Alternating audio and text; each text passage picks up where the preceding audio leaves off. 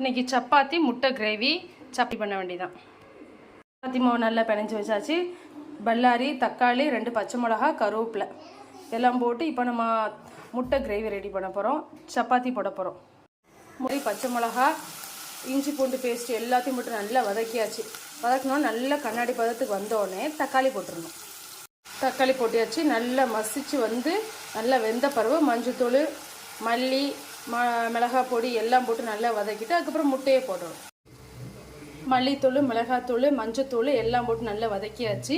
இது நல்லா கொஞ்சம் அந்த பச்சை வடை போகத்தோடனே நல்லா வேகட்டும். அதுக்கப்புறம் முட்டையை உடச்சி போட்டுக்குவோம். 1/2 கிளாஸ் தண்ணி ஊற்றி நல்லா கொதிக்க தண்ணி ஊற்றிருக்கேன். நல்லா கொதிச்சு நல்லா வற்றி வரும்போது முட்டையை உடச்சி போடணும். 6 முட்டை உடச்சி போட்டிருக்கேன். இது நல்லா வெந்து கொஞ்சம் மூடி வச்சிடணும். வெந்து வந்தோடனே லைட்டாக கிண்டி விட்டால் போதும் முட்டை கிரேவி ரெடி. முட்டை கிரேவி ரெடி ஆயிடுச்சு. நீங்களும் ட்ரை பண்ணி பாருங்கள், கண்டிப்பாக பிடிக்கும். சப்பாத்தியும் ரெடி ஆயிடுச்சு. சப்பாத்தி முட்டை கிரேவி ரெடி.